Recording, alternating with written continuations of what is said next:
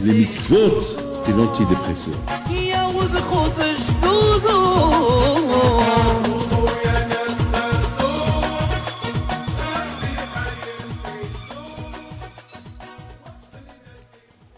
Bishut Morav et Rabotai, avec la permission d'Hachem, je vous souhaite à vous tous une bonne semaine.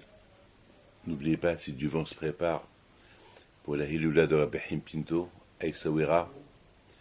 Et je viens d'arriver de l'Argentine, et là-bas j'ai écouté tellement de belles histoires, des miracles qui se sont passés avec ceux qui sont partis pèleriner à Rabbi Haim Pinto.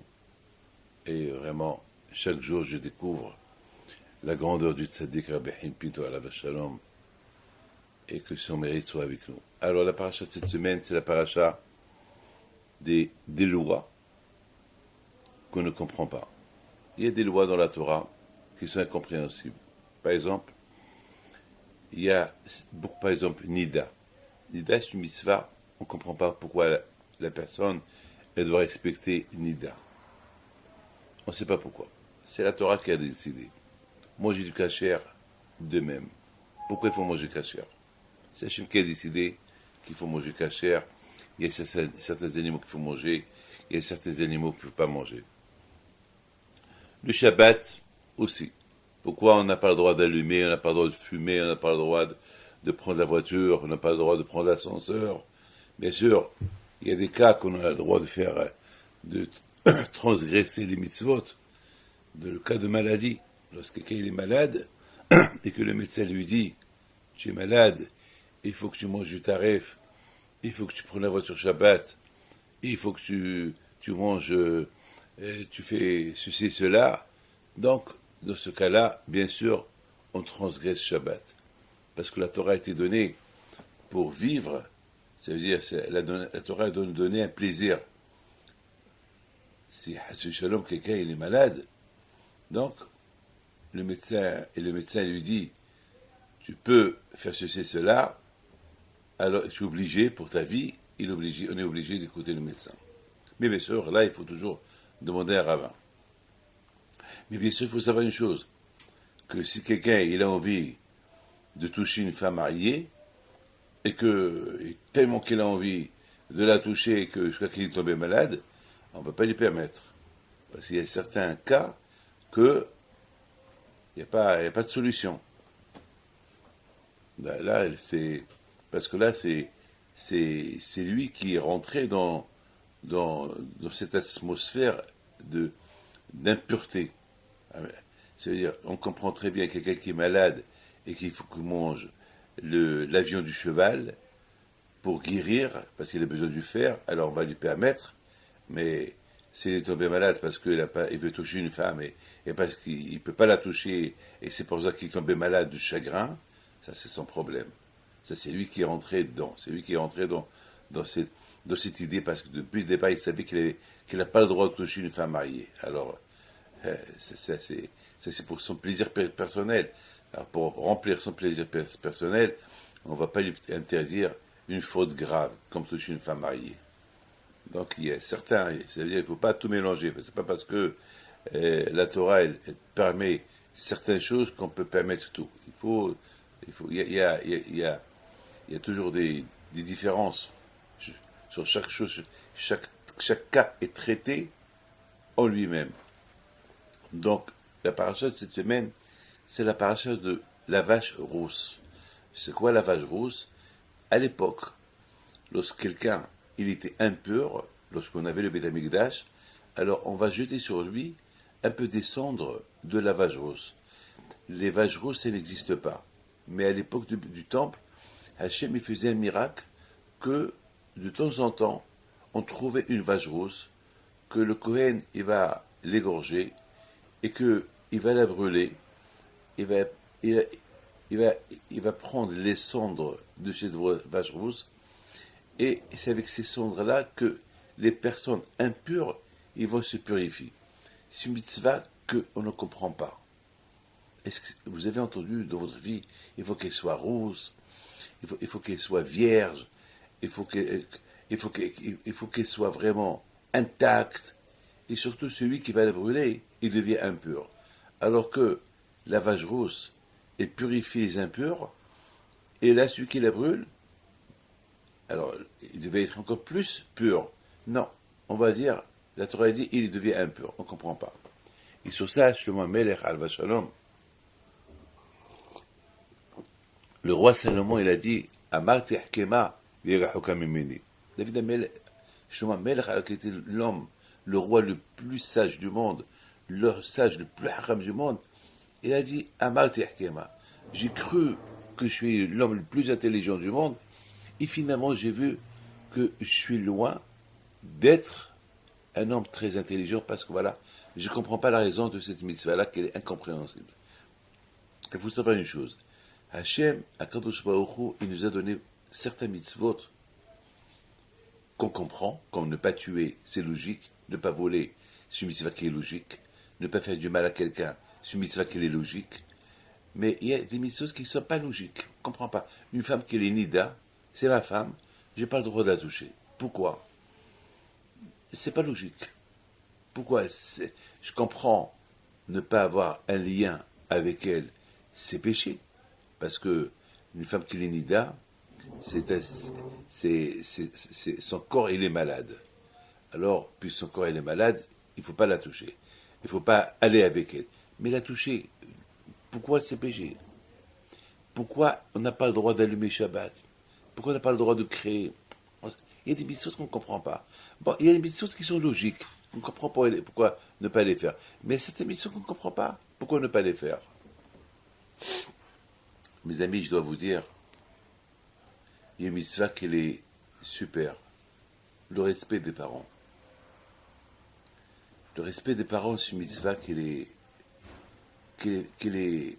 c'est l'une des plus grandes mitzvahs de la Torah, à tel point que la Torah a dit que celui qui respecte ses parents, il a une longue vie. Mais c'est une mitzvah qui est logique de respecter les parents. Mais c'est mon père, c'est ma mère. Comment et comment la Torah, même dans les 10 commandements, il y a les mitzvahs du respect des parents? Pourquoi la Torah, elle précise que celui qui respecte les parents, il a une longue vie. Et celui qui respecte les parents, il a Olam Haba, le respect, c'est normal. Mais mes amis, c'est pas normal. Non, ne croyez pas que c'est facile. Parce que les parents, on habite avec eux. On s'habitue avec eux. Et tellement qu'on s'habitue, on risque même de leur manquer le respect. Parce qu'on est avec eux. On risque même de se disputer avec eux, leur faire de la peine. C'est la raison pourquoi la Torah, elle précise que c'est une mitzvah qu'elle n'a pas de prix. Malheureusement, Haramim me disent qu'avant que Mashiach va venir, cette mitzvah, elle va être un peu mise de côté. Avant que Mashiach va venir. Et je me rappelle une fois, il y avait un juif qui venait chez mon père. Il a dit à mon père, Rabbi Moshe, j'ai un problème avec un de mes fils. Il me frappe. Il a levé les mains sur moi. Et mon père, Alava Shalom, il s'est levé, il était content. Il a commencé à chanter. Alors le monsieur, il dit à mon père, Rabbi Moshe, pourquoi vous êtes content? Il dit, je suis content qu'il t'a frappé. Alors le monsieur, il était un peu étonné. Il a dit, Rabbi Moshe, qu'est-ce que vous voulez dire par là? Il a dit, non, c'est pas parce que je suis content qu'il t'a frappé. C'est parce que toute ma vie, je me posais une question. La Gemara, il dit qu'avant que Mashiach va venir, les enfants, ils vont se révolter sur leurs parents, ils vont pas frapper les parents. J'ai jamais compris comment il peut arriver un cas que un monsieur, un enfant, il va frapper son père.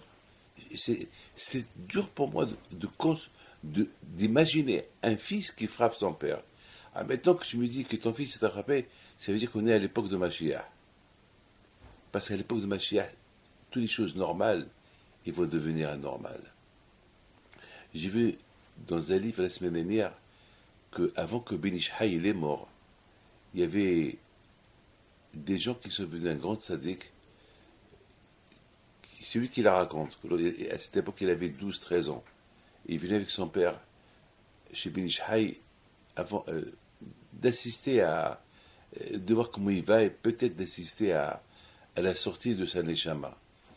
Et puis, le tzaddik, il dit à Ben Ish Chai, tu peux nous dire quelque chose qui va se passer avant que Mashiach va venir? Il aura dit, Ben Ish Chai, avant que Mashiach va venir, il ne va pas avoir la pudeur. Les filles et les femmes, ils vont sortir en mini-jupe. Ça veut dire qu'à l'époque de Ben Ish Chai, on ne pouvait même pas imaginer une femme qui s'habille en court, une femme qui s'habille en mini-jupe, une femme avec un décolleté. On ne pouvait pas imaginer. On ne pouvait pas imaginer. Ça veut dire à tel point que lorsqu'on va voir ça, c'est une épreuve. C'est une preuve que Mashiach va venir. C'est une grande épreuve. Mais d'autre côté, ça veut dire que on va voir des choses qui vont pas être normales. C'est-à-dire à l'époque de Ben Ish Chai, on ne pouvait pas imaginer une fille qui s'habille en mini-jupe, une fille avec un dos nu, une fille qui s'habille pas de sniout. On ne pouvait pas imaginer ça. Ben aujourd'hui, malheureusement, toutes les choses sont devenues normales et permises. D'ailleurs, je voyage dans le monde entier. Je suis en Angleterre, je suis en Amérique, je suis au Brésil, je suis partout, en Argentine, au Panama. Les femmes, ils viennent me voir.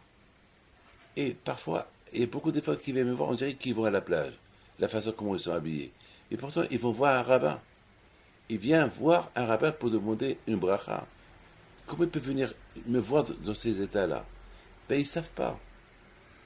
Aujourd'hui, on vit dans un monde qu'on dirait que tout est permis. Tout ce qui est anormal devient normal.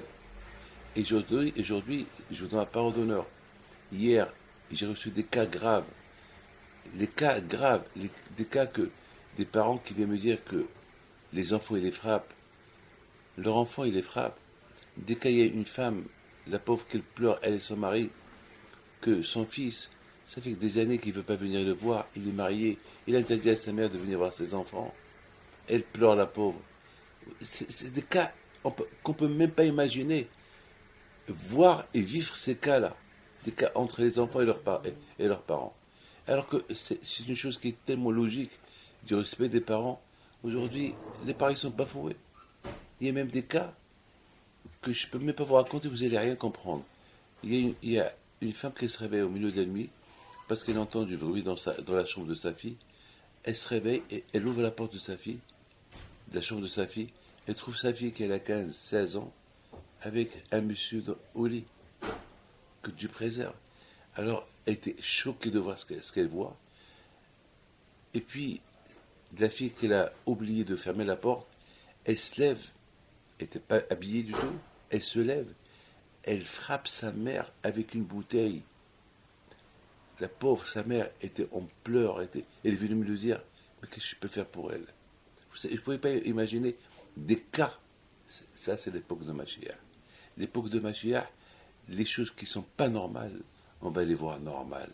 Les choses qui arrivent. Les choses qui arrivent. Et c'est normal de kidnapper 3 enfants qu'on ne sait même pas où ils sont. C'est pas normal. C'est pas normal. Le monde entier prie pour eux. Et c'est normal de tous ces malades qu'on voit aujourd'hui. Voilà, ce soir, je vais assister à une prière spéciale pour un bébé de 10 ans qui est entre la vie et la mort. C'est des centaines et des centaines de malades que j'entends chaque jour. Est-ce que c'est normal ce qui s'est passé dans un restaurant, qu'ils étaient en train de boire, il y avait une partie, et au milieu de la partie, il y a un garçon et une fille qui se lèvent, et ils disent à tout le monde, on va jouer, on va célébrer notre mariage. Et en jouant, ils se sont mariés. C'est un jeu. Mais il y avait du monde. Qu'ils ont vu comment le garçon aimait la bague à la fille. Ils sont jeunes, 14, 15 ans. Et puis vous savez quoi? Eh bien, ils sont mariés. Mais elle a besoin du guet. La fille, elle a besoin de temps que ce garçon qui lui a mis la bague dans ses mains devant tout le monde, en jouant avec elle, se dire, voilà, tu es mon époux, tu es ma femme, eh bien, elle est sa femme. Ici, il ne lui donne pas le guet, et qu'elle a un enfant avec un autre, c'est un bâtard le garçon. Elle n'a même pas le droit de se marier avec un autre. Elle s'appelle déjà Ishit Ish. Des choses bêtes qu'on voit à notre époque, des choses qui arrivent. Vous ne pouvez pas imaginer les choses qui arrivent. Aujourd'hui, ce qui n'est pas normal, c'est de voir des juifs vivent dans cette civilisation tellement moderne et tellement permis à faire tout ce que tu veux, et dans cette civilisation moderne que presque tout est permis, qu'on respecte Torah et Mitzvot. Ça, c'est pas normal. Ça, c'est un grand sacrifice. Alors, mes amis, c'est ça, mes amis, ce que la Torah est venue nous enseigner. La Torah est venue nous Adam qui est Amut Baohel. Écoutez bien ce que je vais vous expliquer. C'est quoi Adam qui est Amut Baohel? La Torah, elle nous dit, Hachamim, ils nous disent que celui qui meurt dans une tente, alors tout ce qu'il y a dans la tente, il devient impur. Parce que le mort, il rend impur tout ce qui est dans la tente. C'est-à-dire qu'un Kohen qui se trouve dans une maison où il y a un homme qui est en train d'agoniser, il faut qu'il sorte de la maison tout de suite. C'est péché qui reste là-bas. Parce qu'un Kohen, il n'a pas le droit d'être en contact avec des morts. Alors, la Torah dit, Adam qui est un homme qui meurt dans une tente, alors tout ce qui est dans la tente, il est impur. Alors maintenant, nos sages, ils viennent nous enseigner une autre chose. C'est quoi Adam qui est Amut Baohel? Ils donnent une autre dimension d'explication. Ils disent, Adam qui est un homme qui meurt dans une tente, ils disent comme ça. La tente, c'est le Beth HaMidrash, c'est la synagogue. La tente, c'est la synagogue. C'est-à-dire qu'un homme, il doit beaucoup étudier la Torah et comprendre la Torah pour pouvoir faire les mitzvot. Parce qu'on vit dans un monde où il y a le Tzahara. Alors, tu ne peux pas dire j'ai pas le temps. Eh bien, il faut se tuer. Alors je dis le mot il faut se tuer, c'est-à-dire il faut se sacrifier pour comprendre la Torah, pour comprendre les mitzvot afin de les faire. Ce monde-là, c'est comme une tente. Écoutez bien ce que je vous dis. Ce monde-là, c'est comme une tente. Ah, c'est quoi une tente? Une tente, c'est une maison qui est mobile. On peut la défaire et on peut la faire. C'est-à-dire, là où vous allez avec une petite tente, vous allez construire une petite tente et ça devient votre petit monde où vous allez dormir, vous allez manger et vous allez être à l'abri. Voilà, c'est ça la tente. La tente, c'est pas quelque chose de fixe. C'est-à-dire que la Torah, elle veut t'enseigner que dans ce monde-là, tu n'es pas fixe. Dans ce monde-là, tu n'es pas un être humain qui est là pour tout le temps. Tu es là pour un certain temps limité. C'est comme on raconte sur le Havetz Haïm, que toujours, Havetz Haïm, il avait toujours une valise à côté de la porte. Ils lui ont dit, c'est quoi cette valise? Il leur a donné deux réponses. La première, je suis Kohen. Et je sais que Mashiach, il va venir. Et lorsque Mashiach, il va venir, les Kohanim, ils vont tout de suite commencer à travailler dans le Beth HaMikdash que le Mashiach, que le Beth HaMikdash qui va descendre du ciel. Donc moi, je suis Kohen, donc j'ai dans cette valise des vêtements que le Kohen, il doit porter pour le travail du temple. J'ai la Emouna. Ça veut dire que, vraiment, il avait la Emouna, que Mashiach, il va venir, c'est imminent. Et je vous raconte une histoire qui s'est passée il y a une centaine d'années. Alors, cette valise, j'ai là-bas des vêtements. Donc, ces vêtements-là, c'est les vêtements avec quoi j'ai commencé à travailler lorsque le temple va être construit. C'est une grande émouna, et c'est comme ça. Il faut attendre. La Gemara dit que Mashiach, une fois Rab Chaim Volozhin, il rentre à la maison et sa femme lui pose une question. Il dit, Rab Chaim, dis-moi, qu'est-ce qui va se passer lorsque Mashiach il va venir? Comment on va savoir que Mashiach il va venir? Il lui a dit, ma fille, lorsque Mashiach il va venir, ça va se passer d'une manière extraordinaire. Toi, tu es à la cuisine, tu es en train de préparer le repas de midi ou le repas du soir, et moi, je vais rentrer, je tape à la porte, et je vais te dire, ma femme adorée, Mashiach, il est venu. Comme ça. Il va venir sans... C'est comme quelqu'un qui marche et il trouve un diamant. Est-ce qu'il savait qu'elle allait trouver un diamant? Non. Il marche, il trouve un diamant. Ah, il a gagné. Comme quelqu'un qui rencontre sa future femme, est-ce qu'il sait d'où elle est sa femme? Est-ce que sa femme elle est du Maroc, d'Algérie, de Tunisie, d'Australie? Il ne sait pas. Et un jour, il la rencontre, on lui propose, j'ai une fille pour toi, voilà. On ne sait pas. Moi aussi, la façon comment j'ai rencontré ma femme, c'est extraordinaire. C'est un grand miracle. C'était inattendu. Et c'est comme ça. Donc, est-ce que une trouvaille aussi, une trouvaille, on ne sait pas. Quelqu'un qui trouve un diamant, tu marches, tu trouves quelque chose. Tu ne savais pas. Tu ne savais pas que en sortant de la maison, tu allais trouver. Parce qu'il aurait pu être un autre qui va trouver ce diamant. On ne sait pas. Mashiach de même. On ne sait pas quand il va venir. Du second à l'autre, il peut venir. Ah, Mashiach, il est venu. Et ça va s'entendre, et le bruit va s'étendre dans le monde entier. Donc le Hafetz Haïm, alav shalom, toujours était prêt. Il avait sa valise qui était prête. Si Mashiach il vient, il est là pour aller au Beth Amikdash. Comment on va arriver au Beth Amikdash? On habite en France, on est en Amérique, on est en Pologne, on est au Maroc, on est en Algérie, on est en Tunisie, on est au Libye, on est je sais pas où. Et on entend que Mashiach il est venu. Comment on va arriver en Israël, au Beth Amikdash? Eh bien, ça c'est une autre question. Je ne pourrai pas vous la répondre au moment voulu, on saura. Mais c'est comme la sortie de l'Égypte. À la sortie de l'Égypte, tous les Juifs ils étaient éparpillés dans toute l'Égypte. Et lorsque Moshe Rabbeinu, alors fixe, il a dit le 15 Nissan, on quitte l'Égypte, eh ben, tous les Juifs ils étaient au point du rendez-vous. Comment? On ne sait pas. Comment ils sont venus? On ne sait pas. Peut-être la terre s'est raccourcie, je ne sais pas. Ça, c'est les merveilles de Mashiach. Que tout Am Israël, du monde entier, il faut se réunir tous à Yerushalayim. Voilà. Et même les morts, ils vont ressusciter. Et même les morts, ils vont tous venir de là où ils sont. Ils vont ressusciter. Ils vont entrer en Eretz Israël. C'est le miracle de Mashiach.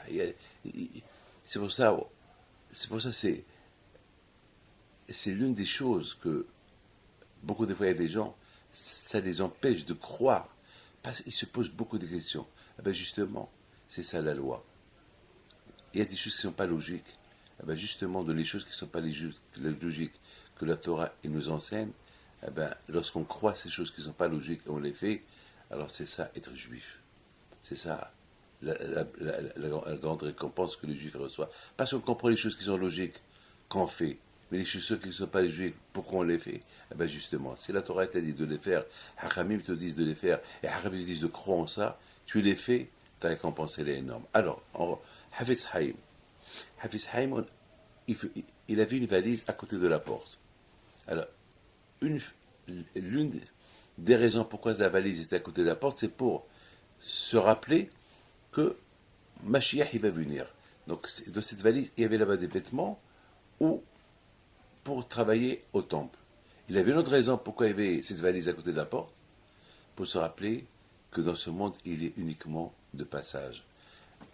Une personne qui voyage d'un endroit à l'autre, il ne fait pas un grand déménagement, il ne prend pas des semi-remorques en prenant tout ce qu'il a dans la maison. Non, une valise, une chemise, 2 chemises, 3 chemises, un costume. Parce qu'il sait que c'est un voyage aller-retour. Lorsque maintenant, voilà, les vacances les approchent, est-ce qu'on vide la maison pour aller aux vacances? Non, on ne vide pas toute la maison, on prend ce qu'on a besoin. Voilà, moi, je voyage chaque semaine. Voilà, hier, j'étais à Londres. Ben, je suis parti avec une petite valise, c'est tout. Un aller-retour. Alors, le Hafetz Haïm dit que dans ce monde-là, même si on vit 100 ans, on n'est que de passage. Cette valise, il me rappelle que je suis touriste dans ce monde-là. C'est extraordinaire. Donc moi, je pense qu'il y a une grande différence entre une tente et une maison. Une tente, c'est provisoire. Lorsqu'on habite dans une tente, c'est provisoire. Lorsqu'on habite dans une maison, non, c'est du fixe. La maison, les meubles, ils sont là, le frigidaire, il est là, la cuisine, elle est là, les toilettes, ils sont là, le salon, il est là, les chambres pour dormir, ils sont là. Tout est arrangé. Mais une tente, non. Une tente, elle est mobile. Un jour, tu es là, un jour, tu es là, un jour... Alors, Adam qui est un moutvaoé, ça veut dire que la Torah, elle veut t'apprendre que ce monde-là, il est impur. Il y a beaucoup de Tzara dans ce monde-là. Alors, ce monde-là, c'est comme... Il faut te considérer dans ce monde-là comme si tu habites dans une tente. dans une tente, que ta vie, elle est pas courte, mais ta vie, tu es là comme un touriste. Alors qu'est-ce qu'il faut faire pendant cette période de ta vie?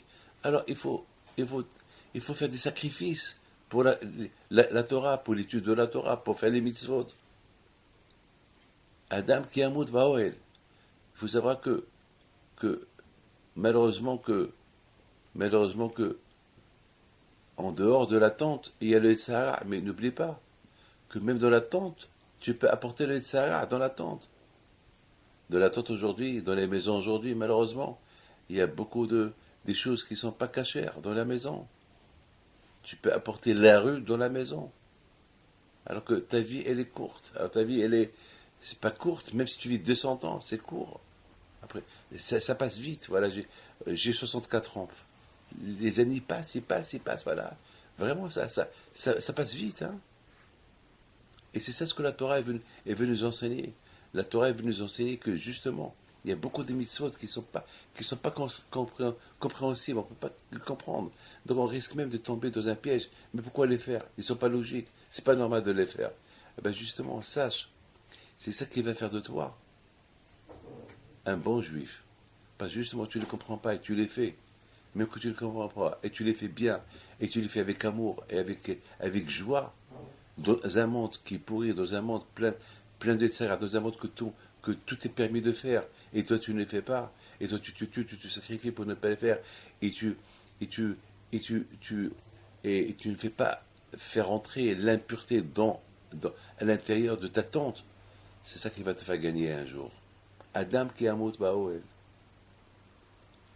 Justement, mes amis, on peut dire que les mitzvot que je comprends, oui, ça je comprends, il faut les faire. Mais ce que je ne comprends pas, pourquoi les faire? Il y a beaucoup de choses qu'on ne comprend pas, pourquoi les faire? Pourquoi les faire? Il n'y a pas de logique. Ben justement, n'oublie pas une chose. N'oublie pas que tu es dans un monde que justement pour mener une guerre contre le Sahara et pour le combattre, pour le gagner, c'est lorsque de plus que tu aimes le bon Dieu, et de plus que tu t'accroches au bon Dieu, et tu l'aimes sans condition, et tu t'attaches à lui sans condition, et tu fais ce qu'il te dit sans condition, même des choses que tu ne comprends pas, tu les fais sans condition, c'est toi qui vas te protéger. Adam qui a Oel. Et pour tout cela, mes amis, il faut aller à l'Yeshiva. Il faut comprendre la Torah. Si on étudie la Torah, le zérout de la Torah, le mérite de la Torah, il va t'aider. Il va t'aider pour aimer même les mitzvot que tu ne comprends pas. Même les mitzvot que tu ne comprends pas. Mais il faut, c'est Adam, ça veut dire il faut se sacrifier. Au départ, mais pourquoi je dois faire ça? Pourquoi je dois faire ça? C'est pas grave, c'est dur. Est-ce que quelqu'un qui gagne de l'argent, il va dire, pourquoi je dois aller travailler pour gagner de l'argent? Jamais il va se poser cette question. Au contraire, lorsque quelqu'un sait qu'en sortant de travail, il va gagner de l'argent, il est content de le faire. Et est-ce qu'il va se poser la question, mais pourquoi sortir, travailler pour gagner de l'argent? Le contraire, il est content. C'est de l'argent qu'il gagne. Malheureusement, nous, on sait que ce monde-là, c'est un monde qui est court. La vie, elle est courte. Et chaque jour qu'on fait des Torah et Mitzvot, on gagne. On gagne à Olam Haba. On gagne le paradis, on gagne le plus. Et malheureusement, on ne dit pas, on ne dit pas malheureusement, pourquoi je vais aller étudier pour gagner le Olam Haba. Mais c'est ça ton gain. Est-ce qu'on a vu quelqu'un qui a pris avec lui toute sa richesse après sa mort? Jamais. Un homme qui est mort, il est mort. Il ne prend rien du tout avec lui. Mais qu'est-ce qu'il va prendre avec lui? Torah et mitzvot qu'il a fait dans sa vie. Adam qui a mot vaoel. Un homme qui est mort un homme qui se sacrifie dans ce monde-là en faisant Torah et mitzvot, et il accomplit les mitzvot durs, il accomplit les mitzvot qui ne sont pas durs, il est attaché à Dieu, il est mort dans ce monde-là, mais il va vivre dans l'autre monde. Il passe d'un monde à un autre monde. Après 120 ans, bien sûr. Adam Kehamut Baoel. Ça veut dire que, n'oublie pas, la Torah te donne un conseil, tu ne veux pas tomber dans l'impureté de ce monde-là, alors, soit considère ce monde-là, considère-toi comme tu es de passage, tu es un touriste, une tente, comme une tente mobile qu'on place d'un endroit à l'autre. Toi aussi, un jour, tu vas te déplacer de ce monde-là d'un autre monde, après 120 ans. C'est-à-dire, la Torah nous donne des... Et surtout le Tzahara, des conseils. La Torah nous donne des conseils. Et surtout le Tzahara est très fort de les mitzvot qu'on ne comprend pas. Par exemple, il y a une femme qui vient chez moi cette semaine. Elle me dit, j'ai vu une femme qui n'était pas tsnéot. Vous savez comment je sais les femmes qui ne sont pas tsnéot? Lorsque les femmes qui rentrent chez moi avec une blouse. Lorsqu'elles mettent une blouse, c'est que si on leur a donné une blouse dehors, c'est qu'elle n'est pas tsnéot.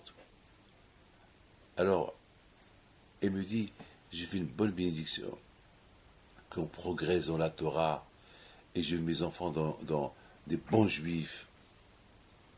Je lui dis, vraiment, tu veux progresser dans la Torah? Il me dit, j'adore. Je dis, tu sais quoi? Alors commence à t'habiller de snéot. Il me dit, mais c'est dur. Je dis, alors, tu viens de dire que tu veux progresser dans la Torah. Alors, si tu veux progresser dans la Torah, il faut commencer à t'habiller de snéot.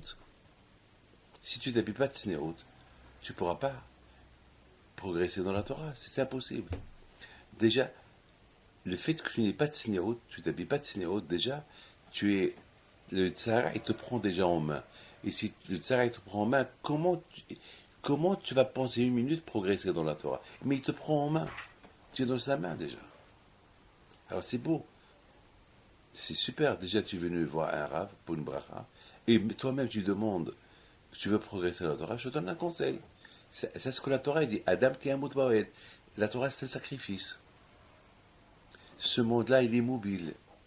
Et toi-même, madame, tu es mobile. Un jour, tu es là, un autre jour, tu n'es pas là. Alors, grâce à Dieu, le bon Dieu, il veut t'aider pour progresser dans la Torah. Je te donne un conseil. Elle me regarde, me dit, vous avez raison. Me dit, vous avez raison, c'est vrai. Je dis, tu vois pas, ma fille, que tu fais faire des fautes à des hommes. Mariés, ceux qui ne sont pas mariés. On ne te voyait pas de snéout, tu leur donnes des mauvaises idées. Tu fais attention, ma fille. Alors, j'ai parlé avec elle comme ça. Et elle m'a dit, merci Rabbi David, j'ai compris. J'ai compris ma leçon. Adam qui est un moutbaoué. Donc, mes enfants, mes amis, c'est ça la paracha de cette semaine. La paracha de cette semaine, elle nous parle, elle nous dit par exemple, Rachi sur place, il dit que les intellectuels, les nations, ils vont rigoler de vous les juifs. Ils vont dire, mais c'est quoi ces mitzvot que votre Dieu vous a donnés? Des mitzvot qui n'ont aucun sens. Quand par exemple la mitzvah de lavage rousse, qu'elle purifie les impurs. Les cendres de lavage rousse, elles purifient les impurs en jetant un peu des cendres sur eux. C'est quoi cette mitzvah qu'elle est bête, qu'elle n'est pas logique? Mes amis, aujourd'hui, vous marchez avec une kippa sur la rue, les gens se moquent de vous. Shabbat, j'ai passé dans la rue, il y a une voiture qui passe, ils m'ont traité tous de sales juifs. Il y a quelque temps, je marche, il y a une personne qui crache sur moi, en me disant sale juif. Qu'est-ce que je vais faire? Je vais me révolter, je vais la frapper, je vais me disputer? Non. Je le dérange. Je le dérange. Je le dérange avec mon chapeau, je le dérange avec ma barbe. Alors, maintenant, je voudrais simplement vous dire, ne croyez pas que celui qui est antisémite, il n'est pas antisémite uniquement parce que j'ai une barbe. Non. Même si j'ai pas de barbe, j'ai pas de kippa, j'ai rien du tout. S'il sait que je suis juif, eh ben, il sera toujours antisémite. C'est la religion qui le dérange. Bon, malheureusement, c'est comme ça. Les gens se moquent de notre religion. La Torah, elle nous a avertis. Et juif, c'est sacrifice. Alors, la Torah, elle nous donne un conseil. Déjà, être juif, c'est un sacrifice. Alors autant faire les mitzvot aussi avec sacrifice. De toute façon, les nations, s'ils veulent pas t'aimer, c'est pas à cause des mitzvot que tu fais, c'est parce que tu es juif. C'est pas à cause des mitzvot qu'ils ne comprennent pas pourquoi, par exemple, ils vont te voir que tu touches pas les femmes, ils vont commencer à rigoler de toi, ils vont te voir que tu fais Shabbat, ils vont rigoler de toi, c'est fou, il ferme son magasin Shabbat, mais pourquoi il le ferme? Ils vont rigoler de toi parce que tu fais des choses que personne ne fait. C'est pas uniquement à cause des mitzvot, c'est parce que tu es juif. Et on ne comprend pas pourquoi. Parce que je suis juif, mais je suis un être humain comme tout le monde. C'est comme ça. C'est comme ça. Alors, de toute façon, que tu fais le mitzvot, que tu ne fais pas le mitzvot, s'il y a un antisémite qui ne va pas t'aimer, il ne va pas t'aimer. Alors, autant être juif et faire le mitzvot. Une fois, j'étais dans un avion et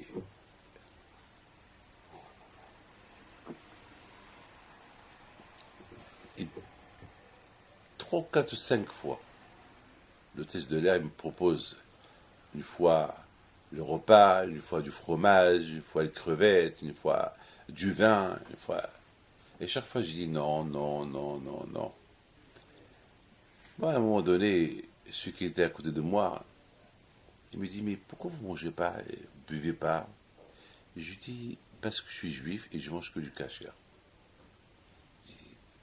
Du fromage, c'est pas kasher. Il est bon, mais j'ai pas le droit de le manger. Et les crevettes, elles sont bonnes, mais j'ai pas le droit de les manger. Il me dit, mais pourquoi? Je lui dis, il n'y a pas de raison. C'est ça la volonté de Dieu. Il me dit, mais où est Dieu? Je lui dis, où est Dieu? Il est dans l'avion, il est là, il est à gauche, il est à droite, il est partout. Et vous le voyez? Oui, je le vois, je le sens. Mais Psari, Heze Elohim. David Amelech, il dit, de ma main, je vois Dieu. Je vois comment mes mains bougent. Mes mains ne bougent pas comme ça seul. Il y a Dieu qui les fait bouger.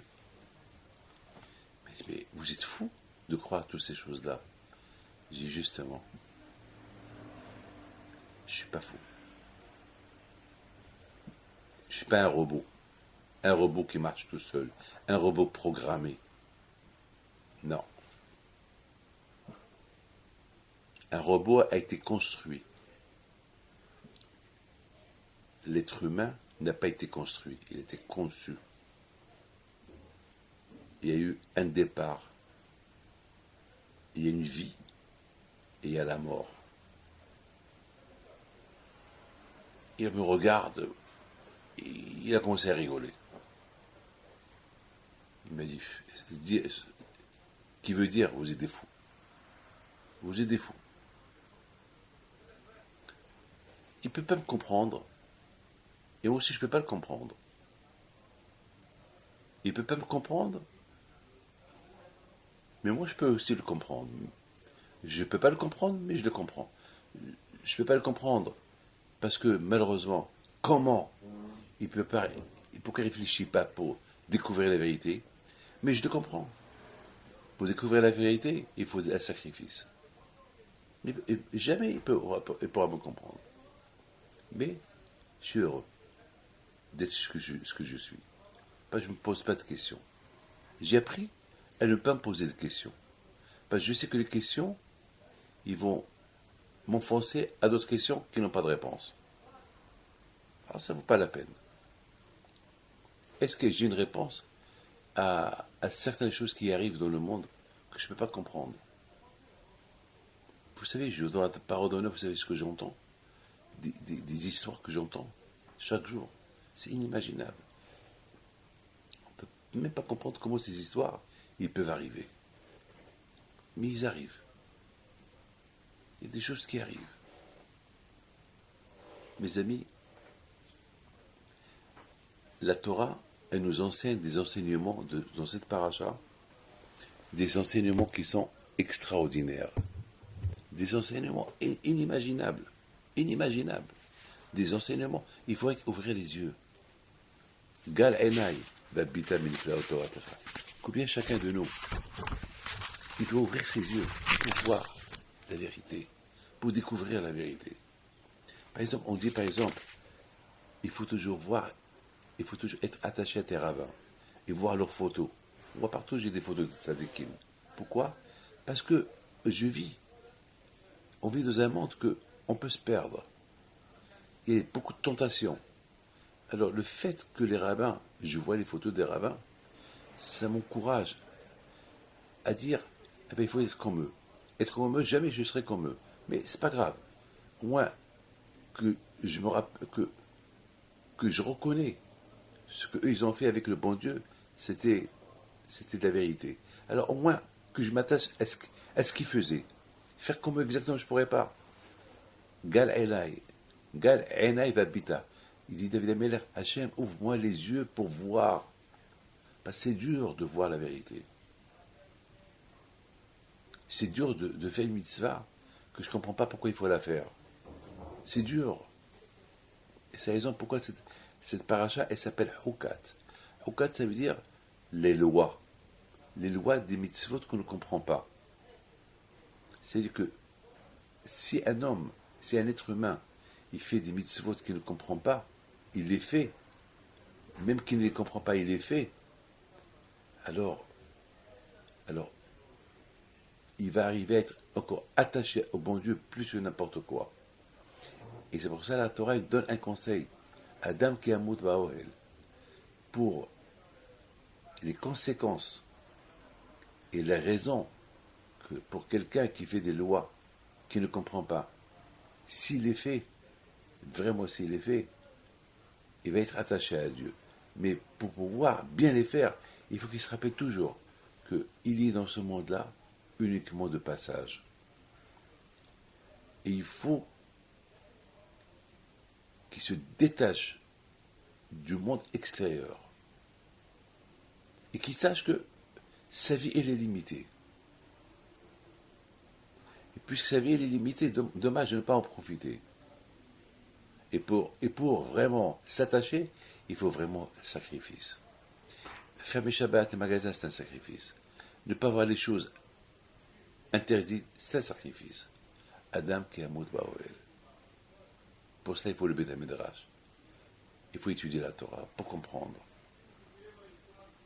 Je raconte une petite histoire. Il y avait une fois, à Agadir, lorsque je me rappelle, j'avais 10 ans.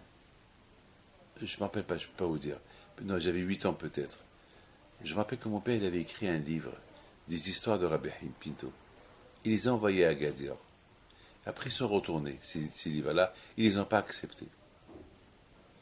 Et mon père, Alav Shalom, je me rappelle, il avait dit qu'il avait beaucoup de la peine que les livres des histoires de Rabbi Haim Pinto qu'il leur a envoyés, la personne à qui il les a envoyés, il n'a pas voulu les accepter, il lui a retourné les livres. Mon père avait de la peine. Il a dit la raison suivante. Même que mes livres que j'ai écrits, ils sont en hébreu, et que personne ne va les comprendre, parce qu'à l'époque, personne ne parlait l'hébreu, même que personne ne va les comprendre, mais le fait de les avoir à la maison, que chacun a un livre des histoires des tzadikim à la maison, le fait de voir le livre, et voir là-bas la photo du tzadik, ça va te rappeler à être comme lui, à au moins faire une chose comme lui, être comme lui, ça imposé. Mais au moins, ça me rappelle. Moi, je vois par exemple la photo d'un tzaddik. Ben, jamais je serai comme lui. Mais ça m'encourage à faire quelque chose que lui, il a fait. Ou bien, si je dois fauter, je pense à lui, je l'ai fait. Je ne fais pas la faute. Et mon père, ça l'a tourmenté, ça. Il a commencé à prier pour la ville d'Agadir qui lui arrive rien du tout. Et malheureusement, la même semaine, la ville d'Agadir, il y a eu un tremblement de terre, elle a été détruite. Bon, vous savez, mes amis, malheureusement, ça ne veut pas dire que c'est à cause des livres qui a été détruite, parce qu'ils n'ont pas accepté ces livres, non. La ville d'Agadir, elle devait se détruire. Mais peut-être, ceux qui allaient avoir ce livre à la maison, je ne sais pas quoi, ça pouvait, grâce à Dieu, il y a eu beaucoup de miracles, il y a eu beaucoup de juifs qui ne sont pas morts. Ça peut apporter quelque chose, je ne peux pas vous dire, mais pour vous dire, Gal Enai, comment je vais ouvrir mes yeux pour voir les merveilles de la Torah, les merveilles des mitzvot? Eh bien, il faut un sacrifice. Adam qui est un Moudbaoel. Il faut avoir des livres de Torah dans la maison, voir les photos de Tzadikim, faire quelque chose. Mes amis, je voudrais simplement vous dire quelque chose. Il y a ceux qui disent que la Torah a été donnée le 6 Sivan. Il y a ceux qui disent que la Torah a été donnée le 7 Sivan. Ah maintenant, est-ce qu'elle a été donnée le 6 ou elle a été donnée le 7? C'est de la folie ça. Hein? Alors, elle a été donnée le 6 ou le 7? Ah maintenant, nous qu'on habite en France, on fait 2 jours. Et le 6 et le 7 Sivan, c'est Shavuot. Mais ceux qui habitent en Israël, c'est le 6 Sivan. Alors le 7 Sivan, chez eux, c'est pas fait. Parce qu'eux, en Israël, ils font un seul jour. Ils ne font pas 2 jours. Alors qu'est-ce qui va se passer chez eux? Quoi? Nous, ici, alors, pour ceux qui disent le 7, alors en Israël, il ne faut pas Shavuot. Comment vous expliquez ça? Nous, quand on habite en France, en dehors d'Israël, on fait le 6 et le 7. Alors, si la Torah a été donnée le 6, on fait Shavuot. Si la Torah a été donnée le 7, on fait Shavuot. Mais en Israël, ils ont un seul jour. Donc, ceux qui disent que la Torah a été donnée le 6 Sivan, donc il faut le premier jour. Mais ceux qui disent que la Torah a été donnée le 7 jours, le 7 Sivan, alors, en Israël, le lendemain, ils travaillent. Ils ne vont pas Shavuot. Comment vous expliquez ça?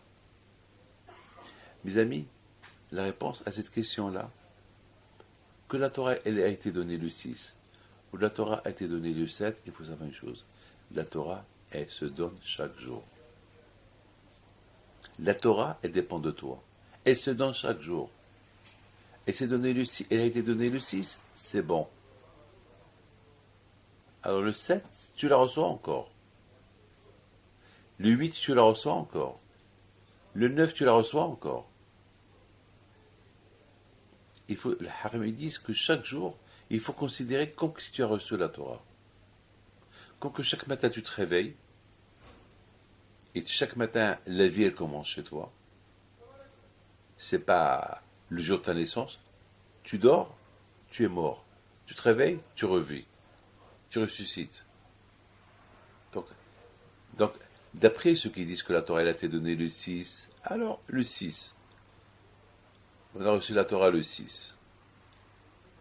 D'après ceux qui disent que la Torah a été donnée le 7, il faut savoir une chose, que même qu'en Israël, le 7 Sivan, c'est plus la fête chez eux, mais eux, déjà,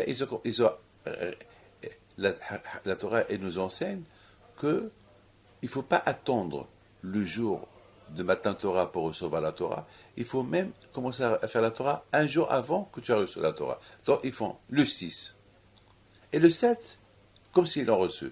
Quant à nous, on l'a fait le 6 et le 7. Ça veut dire que si la Torah a été donnée le 6, voilà, je fais Shavuot. Si la Torah n'a pas été donnée le 6, alors je commence à faire Shavuot comme si j'ai reçu la Torah avant que la Torah elle a été donnée. C'est-à-dire, dans toutes les circonstances, je suis dans la Torah, avant qu'elle ait été donnée et après qu'elle ait été donnée. C'est-à-dire que je reçois la Torah chaque jour. Et je reçois la Torah chaque jour. Avant qu'elle ait été donnée la Torah, j'ai reçu la Torah. Donc, dans toutes les conditions, que tu dis que j'ai reçu la Torah le 6, ou que tu dis que la Torah a été donnée le 7, c'est pareil. De toute façon, la Torah, elle existait tout le temps. Si aujourd'hui je fais Teshuvah, alors comme si je suis né aujourd'hui, comme si aujourd'hui je commence j'ai reçu la Torah. Mais non, pour toi, aujourd'hui tu as reçu la Torah. Mais la Torah elle existait déjà, depuis hier elle a été donnée. C'est extraordinaire. Et si hier elle a été donnée, alors aujourd'hui aussi, tu vas la recevoir. Mes amis,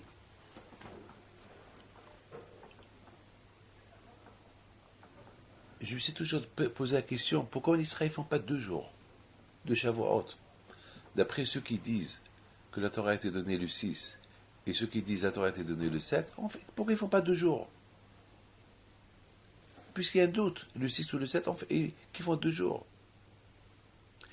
Et mes amis, je pense que la Torah, elle ne fait pas cas de ce doute-là. Si la Torah a été donnée le 6 ou le 7. La Torah, elle a dit, non. Haramim me disent, on fait un seul jour. Pour tout le monde, on fait le 6. Tout le monde fait le 6. Ah, et d'après ce que la Torah a été donnée le 7, alors, il faut savoir une chose. C'est extraordinaire ce que je vais vous dire. Étant donné que Haramim, ils ont dit que la Torah a été donnée le 7, alors ça veut dire qu'il ne faut pas se poser des questions. C'est grave ce que je vous dis. Haramim, attends, la Torah a été donnée le 6. Et c'est écrit dans la Torah qu'elle a été donnée le 6. Alors il y a certains Haramim qui disent non, elle a été donnée le 7. Alors on fait 2 jours. Alors pour nous, qu'on habite en dehors d'Israël, on fait 2 jours, très bien. Mais pour que ça soit en Israël, il faut un seul jour? Non. Et si la Torah a été donnée le 7, alors pourquoi il faut un seul jour le 6? Puisqu'il y a un doute, qu'il faut 2 jours? Non. Étant donné que c'est Haramim qui ont dit ça, même que c'est des choses qui sont incompréhensibles, il ne faut pas se poser de questions.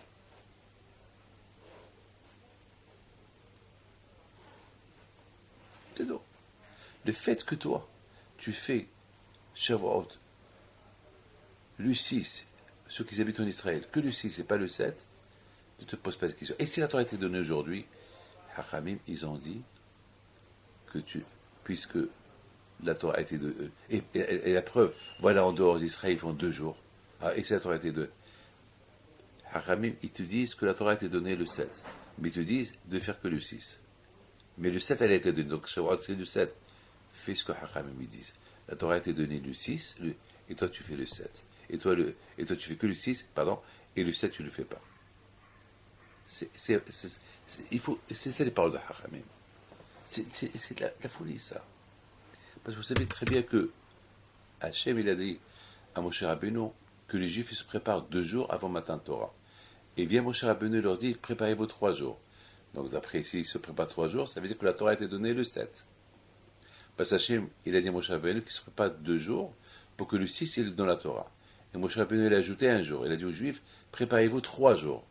C'est de la folie, ça. Hachem, il dit 2 jours et Moshe, il dit 3. Comment vous comprenez ça? Eh bien, Hachem, il a voulu nous enseigner que les Hachamim, ils ont le pouvoir de faire ce qu'ils veulent. Ils savent ce qu'ils font.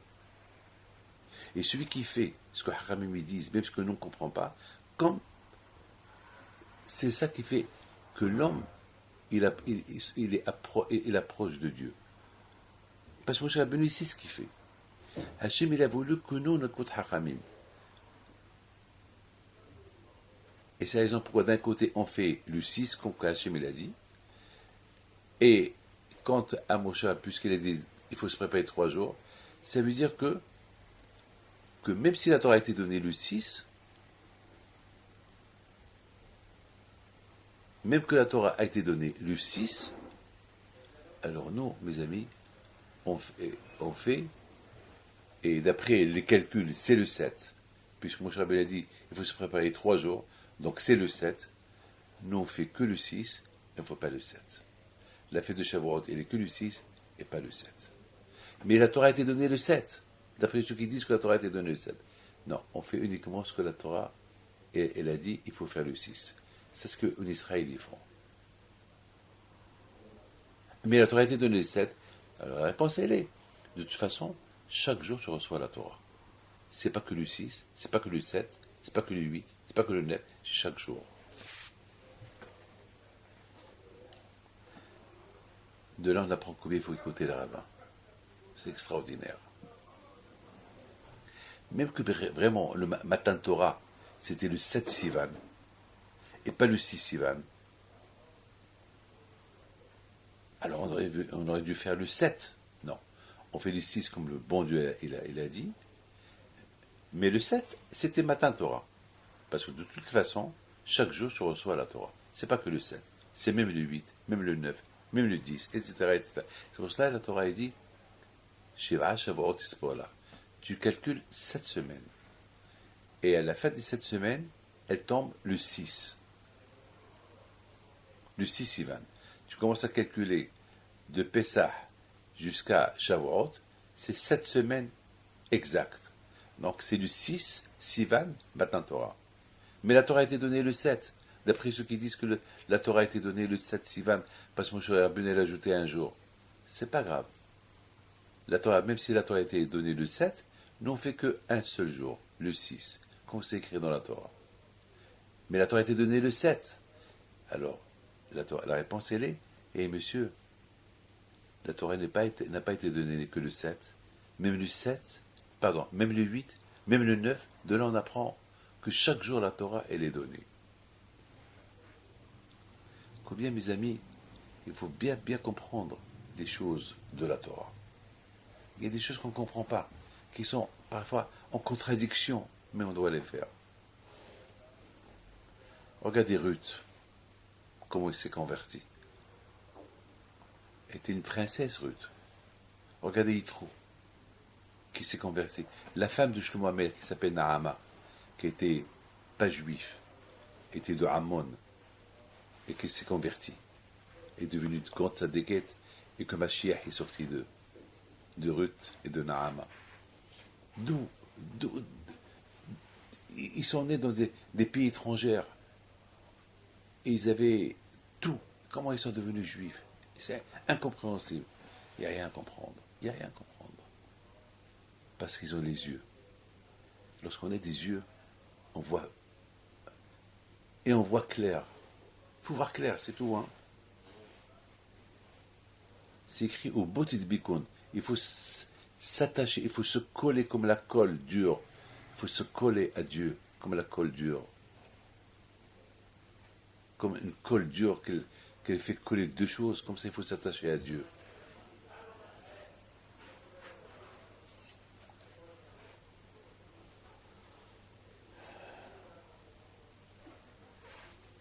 Combien, mes amis, chacun de nous, il doit faire attention.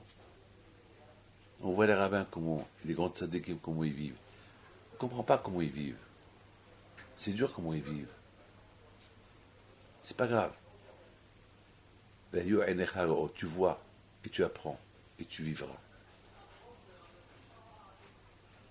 Il y a des choses qu'ils font qu'on ne peut pas faire. C'est pas grave, tu ne peux pas les faire. Mais tu peux, au moins, que tu saches qu'on peut faire ça. Si eux les ont fait, toi aussi tu peux le faire. C'est extraordinaire. Comme chacun de nous, il doit apprendre pourquoi Ruth, c'était une princesse, Yitro, c'était le prêtre du monde entier. Et lorsqu'il a cherché la vérité, ils ont découvert la vérité. Mais une vraie vérité. Alors on nous donne des cas, des non-juifs, qui ont fait l'impossible. C'est pas normal que Ruth, qui est une princesse, qu'elle avait tout, qu'elle lâche tout pour qu'elle devienne juive et qu'elle vit dans la pauvreté. Eh bien, elle a été récompensée, Mashiach est sorti d'elle. C'est pour ça qu'on lit la lecture de Ruth à Shavuot, le jour de Matan Torah, pour te dire que la Torah a été donnée le 6 ou la Torah a été donnée le 7, peu n'importe. Voilà Ruth, qu'elle n'était pas dans la Torah, elle n'était pas juive. Elle a découvert la Torah le jour. Quel jour elle a découvert la Torah? Peu n'importe. Le 6 ou le 7 ou le 8. Sivan. L'essentiel, c'est découvrir la Torah quand tu veux. Quand tu réfléchis, quand tu vois. Adam qui a Baoel. Mais pour ça, il faut le sacrifice. Pour devenir un vrai juif, un juif attaché à Dieu, c'est parce que ça commence par les mitzvot qu'on ne comprend pas. Pourquoi il faut respecter la pudeur? Pourquoi ça? Eh bien justement, parce que tu ne comprends pas. Et la Torah, elle a dit de les faire. Tu les fais. C'est ça qui va t'aider dans ce monde-là. À ce que tu vas vivre dans ton propre monde. Un monde de Torah. Mais pour ça, il faut un sacrifice. Adam qui est un mot de Baoel. Et c'est la raison pourquoi la Torah est avertie. Les nations vont se moquer de toi. Ils ne vont pas comprendre ce que tu es en train de faire. Mais c'est pas grave. Le fait qu'ils se moquent de toi, et tu fais ces choses-là, les mitzvot, alors là, ça va te donner du courage à bien les faire. Parce que, moi, lorsque je se moque de moi, parce que je suis juif, parce que je fais des mitzvot, et ça m'embête pas. Je m'en fous. Alors ça va m'encourager à être encore un peu plus dans la Torah. Alors, je vous souhaite beaucoup de bonheur, beaucoup de chance. Que Akadosh Baruch Hu vous protège, il vous donne la santé, la joie, la prospérité, et que chacun de nous, si Dieu veut, il se rapproche d'Hachem. N'oublie pas, il faut toujours avoir des photos de tzadikim chez vous à la maison. Il y a beaucoup de maisons, ils ont là-bas des peintures de Chagall, de Picasso. Moi, mon Picasso, les Havdi, c'est la photo de mon grand-père. Pour moi, c'est cette photo de mon grand-père, elle a pas de prix, les Havdi. Elle n'a pas de prix, pourquoi? Parce que de cette photo-là, je prends comment vivre, comment apprendre, comment être attaché. Une fois, je suis parti dans une maison et pour voir un malade, un jeune qui était malade. Et je trouve là-bas des posters, des stars, des chanteuses. J'ai eu de la peine. J'ai eu de la peine. Il n'y avait même pas la mezouza dans la chambre.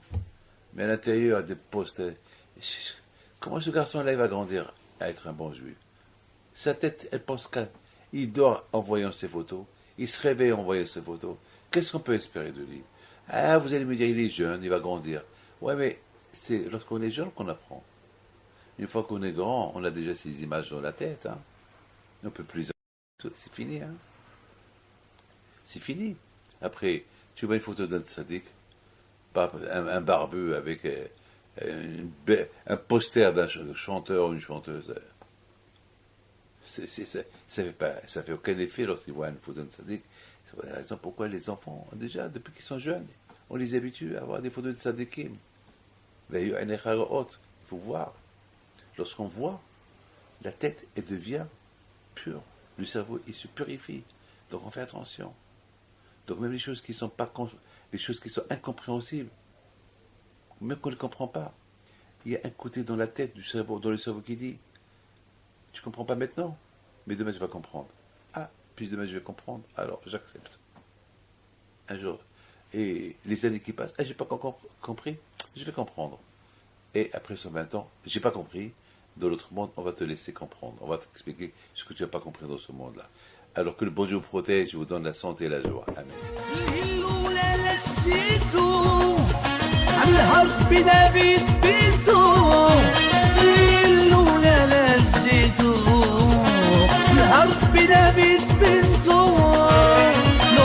العيالات صغار